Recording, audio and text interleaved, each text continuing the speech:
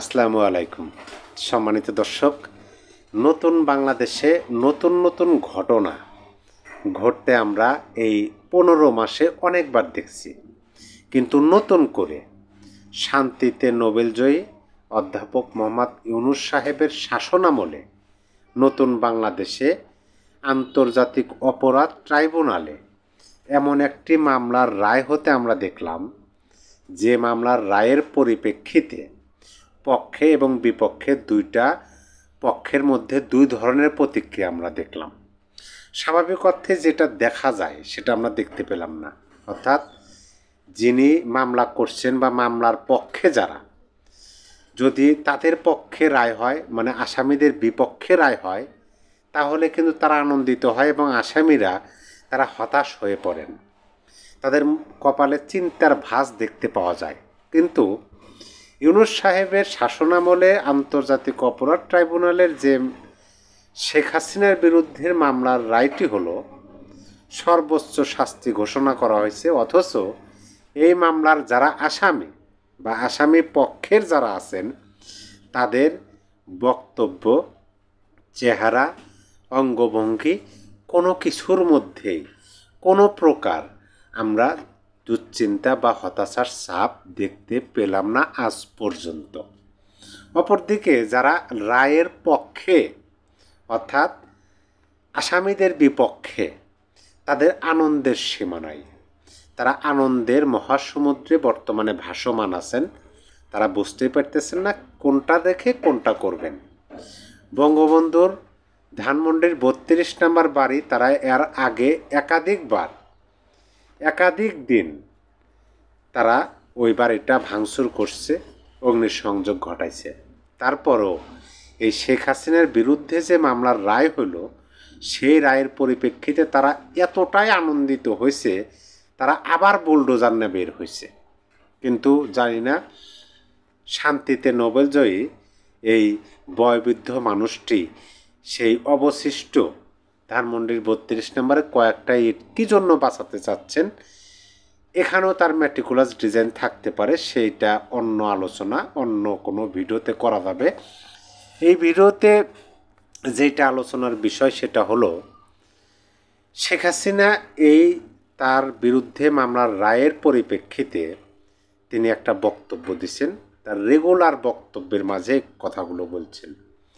Regular এই জন্য বললাম, তিনি তো তার নেতা কর্মী এবং সমর্থকদের এবং বাংলাদেশের জনগণের উদ্দেশ্যে তিনি প্রতিদিনই বক্তব্য দেন।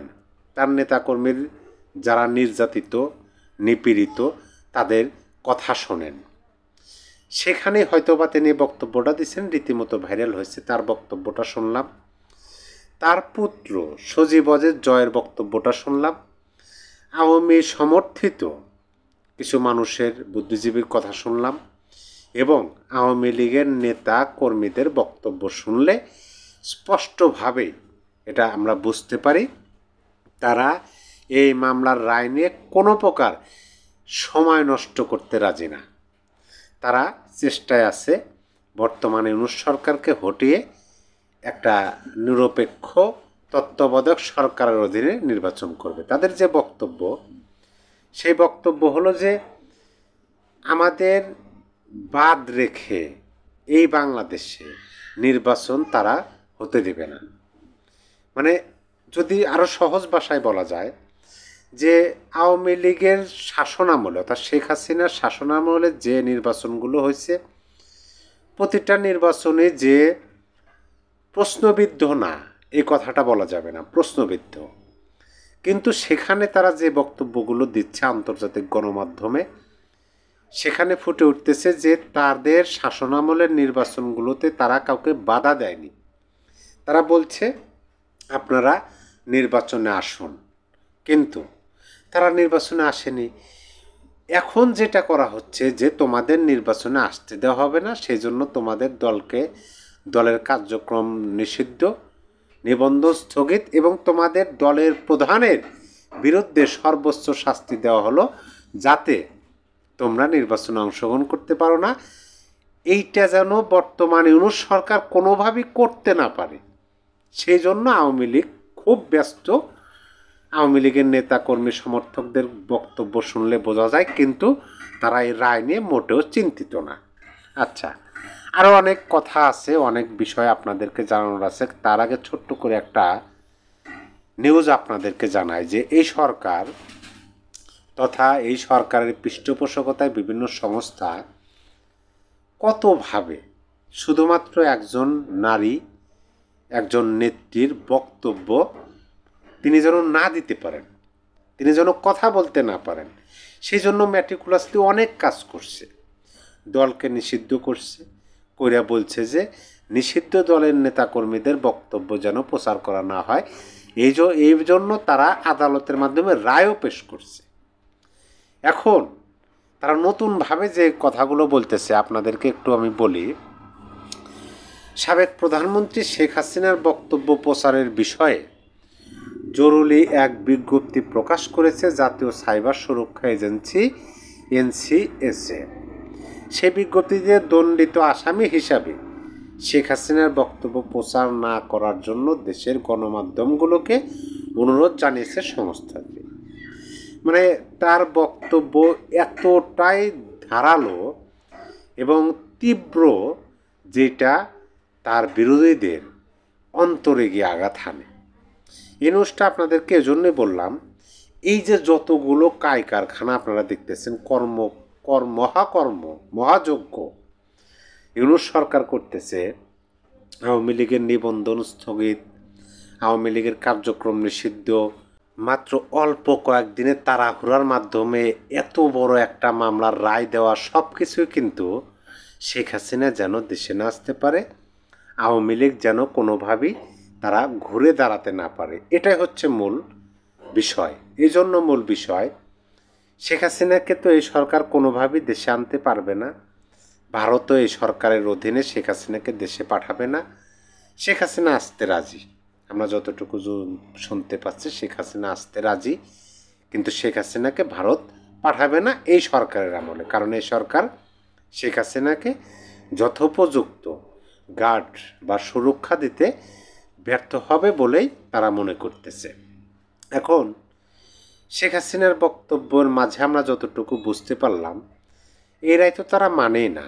এই আদালতকে তারা বলছে ক্যাঙ্গারু কোর্ট, মানে প্রহসনমূলক কোর্ট, এবং এই রায়কে তারা বলতেছে যে আদালতে যুদ্ধাপরাধীদের বিচার করা হয়েছে, সেই আদালতে মুক্তিযুদ্ধের পক্ষের শক্তির বিচার করতেছে প্রহসনমূলক বিচার, যেখানে আত্মপক্ষ সমর্থনের কোনো সুযোগ সুবিধাই রাখা হয়নি।